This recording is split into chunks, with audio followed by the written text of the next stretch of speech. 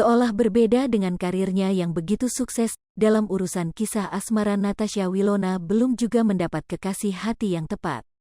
Seperti tak ingin memaksakan diri, Wilona mengaku ingin mendapatkan jodoh di waktu yang tepat, sesuai dengan kehendak Yang Maha Kuasa. Kalau sekarang memang belum ada, kalau ada pasti udah dikasih tahu dong sekarang, sebut Wilona. Bagi Wilona soal pasangan adalah sesuatu bonus dalam hidupnya dari Tuhan.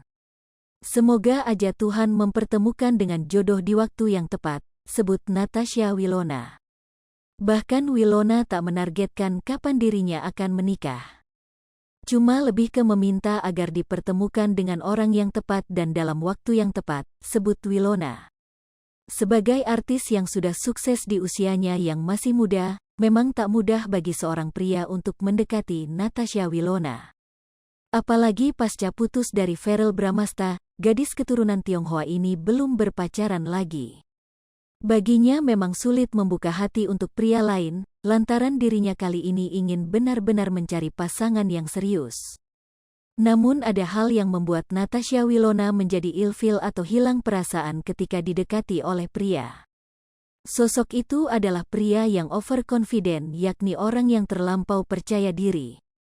Atau yang kalau dikit-dikit show off something, padahal kita nggak nanya, tapi dia ceritain buat ngebanggain diri dia sendiri, sebut Natasha Wilona. Bagi Wilona hal itu mudah sekali membuat dirinya menjadi ilfil. Soalnya kalau masa pendekatan itu kan orang pengennya mengenal karakter satu sama lain secara natural, kata Wilona. Bagi mantan kekasih Verrell Bramasta ini tidak perlu dibuat-buat dan dilebih-lebihkan tentang karakter calon pasangannya. Nggak perlu juga menunjukkan kelebihan apapun, katanya. Namun Natasha Wilona tak menapik jika ada pria yang seperti itu yang mencoba mendekati dirinya. Pernah ajalah, namanya cowok ya. Dasar laki-laki, pungkas Wilona.